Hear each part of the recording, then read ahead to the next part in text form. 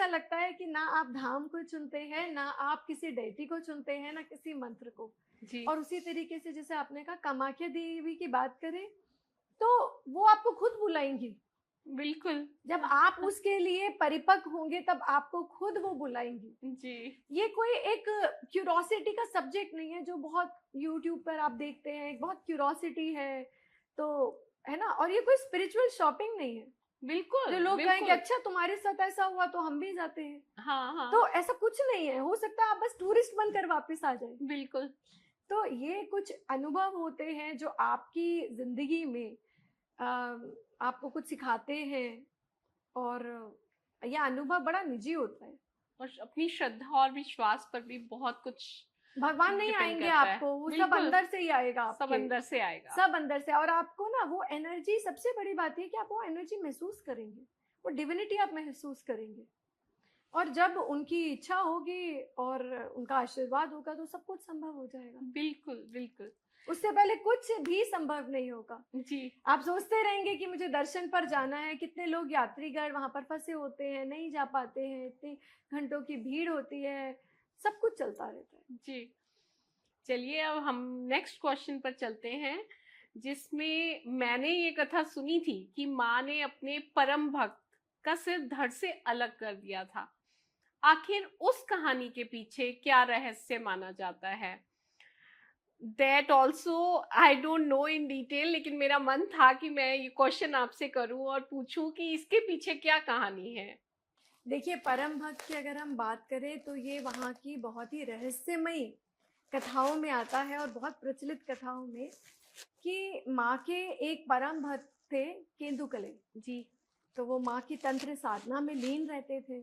और माना जाता है कि वो माँ के परम भक्त के साथ साथ वो रात को क्या करते थे, जब भी वो माँ की आराधना करते थे, तो क्योंकि वो तंत्र साधना करते थे तो माँ वहां पर नृत्य करती थी।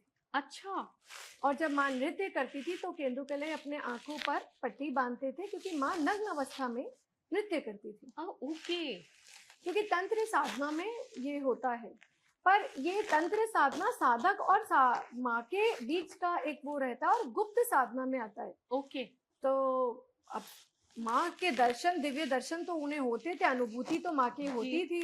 जी। तो एक बार उसी के साथ जुड़ी हुई कथा ये है कि वहां पर एक माँ का बच्चा बीमार पड़ गया। ओके। तो वो जानती थी कि ये माँ के परम भक्त हैं, तो वो माँ के पास अपने मृत बच्चे को लेकर गई और कहा कि मेरे कुछ करिए। जी। तो उन्होंने कहा मैं इस लायक ये नहीं, इस योग्य नहीं, पर मैं माँ से विनती करता हूँ। और माँ के उन्होंने क्या किया, योनि पीठ पर बच्चे को रखा और पूजन शुरू कर दिया जैसे वो करते थे।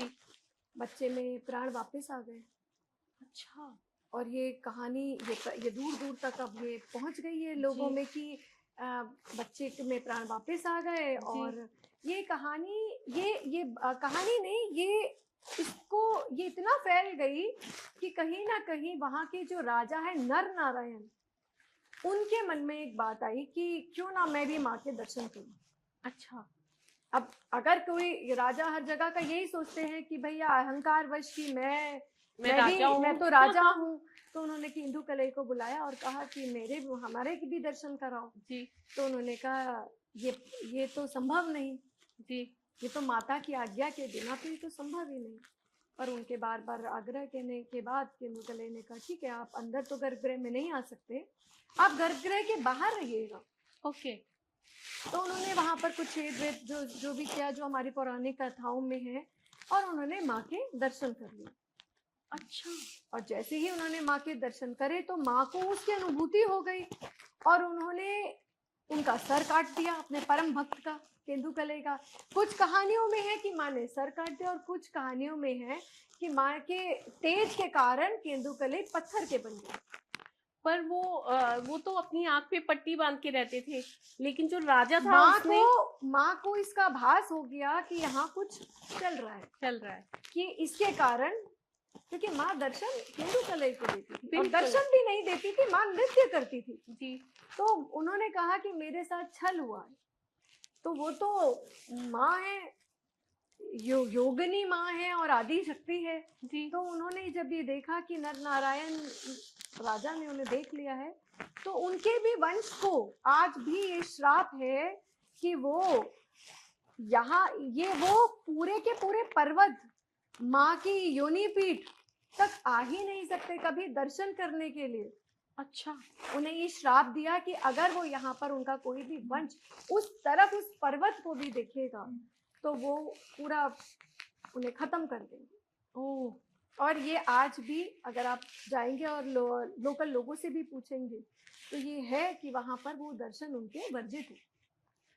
जी, बहुत वैसे बहुत रहस्य हैं, वहां से जुड़ी बहुत कहानियां बहुत हैं। बड़ा रहस्य है जो आपने इतने अच्छे से बताया।